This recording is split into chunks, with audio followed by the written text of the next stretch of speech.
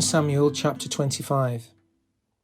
Now Samuel died, and all Israel assembled and mourned for him, and they buried him at his home in Ramah. Then David moved down into the desert of Maon. A certain man in Maon, who had a property there at Carmel, was very wealthy. He had 1,000 goats and 3,000 sheep, which he was shearing in Carmel. His name was Nabal, and his wife's name was Abigail. She was an intelligent and beautiful woman, but her husband, a Calebite, was surly and mean in his dealings. While David was in the desert, he heard that Nabal was shearing sheep.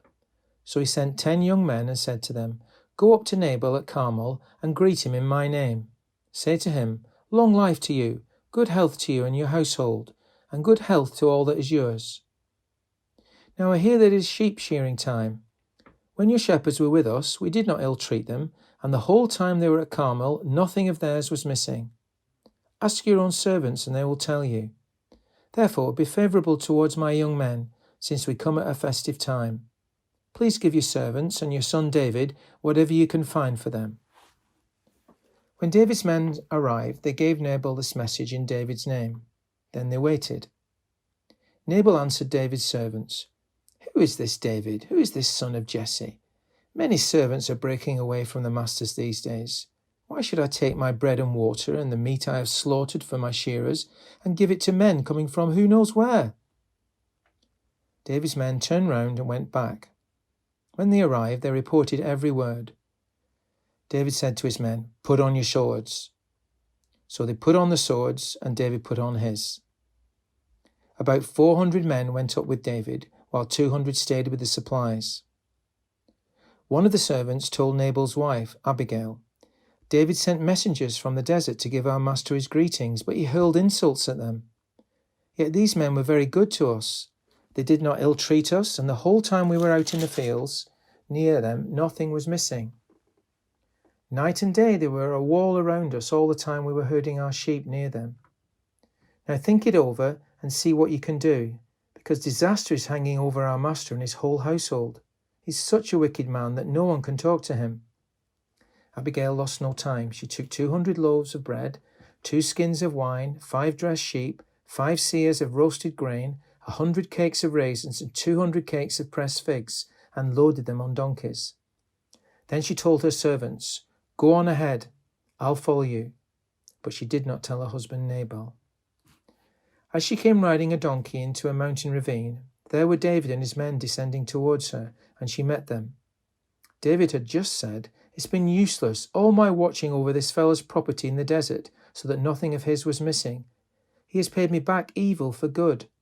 May God deal with David, be it ever so severely, if by morning I leave alive one male of all who belong to him." When Abigail saw David, she quickly got off her donkey and bowed down before David with her face to the ground. She fell at his feet and said, "My lord, let the blame be on me alone. Please let your servant speak to you. Hear what your servant has to say. May my lord pay no attention to that wicked man Nabal.